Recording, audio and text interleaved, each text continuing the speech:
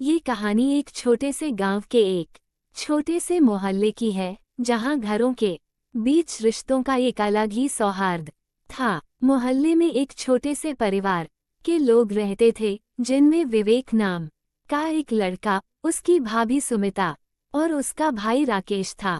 सुमिता और राकेश के बीच रिश्ते सामान्य थे, लेकिन विवेक के दिल में कुछ और ही था। विवेक का मन हमेशा अपने भाभी सुमिता में ही खोया रहता था। सुमिता एक सुंदर और समझदार महिला थी, जो हमेशा अपने परिवार के प्रति समर्पित रहती थी। उसका चेहरा हमेशा मुस्कान से भरा रहता था और उसकी आंखों में एक अजीब सी चमक थी। विवेक उसे हमेशा एक अलग नज़र से देखता था, लेकिन उसने कभी अपनी भावनाओं को जाहिर नहीं किया। सुमिता और विवेक के बीच एक अजीब सा कनेक्शन था। दोनों का दिल एक दूसरे के लिए आकर्षित था, लेकिन परिवार के माहौल और समाज के दबाव ने उन्हें इस भावना को दबाने के लिए मजबूर कर दिया था। सुमिता विवेक के साथ समय बिताने की कोशिश करती थी, लेकिन हमेशा उसे अपनी भूमिका और समाज के नियमों का ख्याल रहता था। एक दिन गांव में एक बड़ा मेले का आयोजन हुआ। सुमिता और राकेश दोनों मेले में जाने के लिए तैयार हुए और विवेक भी उनके साथ चल पड़ा। मेले में रंग बिरंगे कपड़े, झूलों और मिठाइयों की खुशबू थी। वहां हर कोई मस्ती कर रहा था, लेकिन विवेक का ध्यान लगातार सुमिता पर था। उसने देखा कि सुमिता को एक झूला पसंद आया था, लेकिन उसकी ऊंचाई उसे डराती थी। विवेक ने तुरंत उसका हाथ पकड़ा और कहा, भाभी, मैं हूँ न, डरने की कोई बात नहीं है। सुमिता ने हल्की सी मुस्कान के साथ उसकी बात मानी और झूले में बैठ गई। विवेक ने झूले को धीरे धीरे धक्का देना शुरू किया और दोनों के बीच की दूरी कुछ कम हो गई। सुमिता ने महसूस किया कि विवेक उसकी मदद करने के बहाने उसके करीब आ रहा था। उसका दिल धड़कने लगा, लेकिन उसने अपने इमोशंस को छुपाने की कोशिश की। विवेक ने भी समझा कि भाभी के साथ इस तरह की नज़दीकी उसे अपने रिश्ते को नष्ट कर सकती है, इसलिए उसने धीरे धीरे अपनी भावनाओं को दबा लिया। लेकिन फिर एक रात कुछ ऐसा हुआ जिसने सब कुछ बदल दिया। रात के समय जब सभी घरों में चुप थी, विवेक अपने कमरे में बैठा था।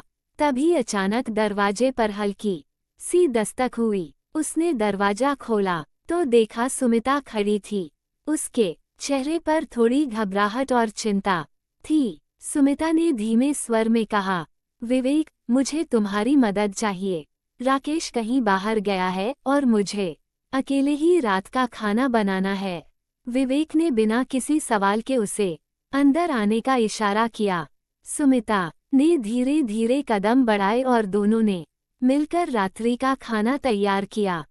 खाना बनाते हुए दोनों के बीच एक अजीब सी खामोशी थी, लेकिन फिर अचानक सुमिता ने कहा, तुम्हारे अंदर कुछ खास बात है विवेक। तुम कभी भी मुझे ऐसा महसूस नहीं होने देते कि मैं अकेली हूँ। विवेक ने उसकी बातों को सुना, लेकिन उसकी आंखों में एक दर्द था। वह समझ चुका था कि वह भाभी से बहुत ज्यादा जुड़ चुका है, लेकिन समाज और परिवार की इज्जत के कारण वह इसे स्वीकार नहीं कर सकता था। उसने हल्के से कहा, आप हमेशा मेरे लिए एक आदर्श रही हैं भाभी। मैं हमेशा आपके साथ हूँ, लेकिन कभी भी ऐसा कुछ नहीं कर सकता जो हमारे रिश्ते को नुकसान पहुँचाए। सुमिता की आंखों में एक आंसू था, लेकिन उसने उसे छिपाने की कोशिश की।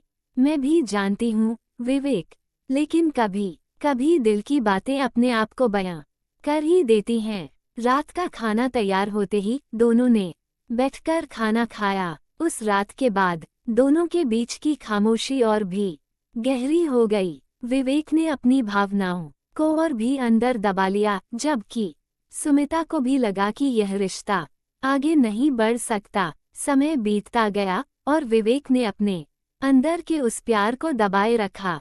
लेकिन एक दिन गांव में एक घटना हुई जिसने दोनों के दिलों को और भी करीब ला दिया। सुमिता को अचानक बीमार महसूस हुआ और वह बिस्तर पर पड़ गई। राकेश काम पर गया था और विवेक ने सुमिता की देखभाल शुरू कर दी। वो उसे दवाई देता, पानी लाता और उसकी हर छोटी से छोटी जरूरत का ध्यान रखता। एक दिन जब सुमिता को थोड़ा बेहतर महसूस हुआ, उसने विवेक से कहा, तुम्हारी मदद के बिना मुझे नहीं लगता कि मैं इस समय इतना अच्छा महसूस कर पाती। तुम मेरे लिए हमेशा खड़े रहते हो। विवेक ने कहा, भाभी, आपको धन्यवाद देने की जरूरत नहीं है।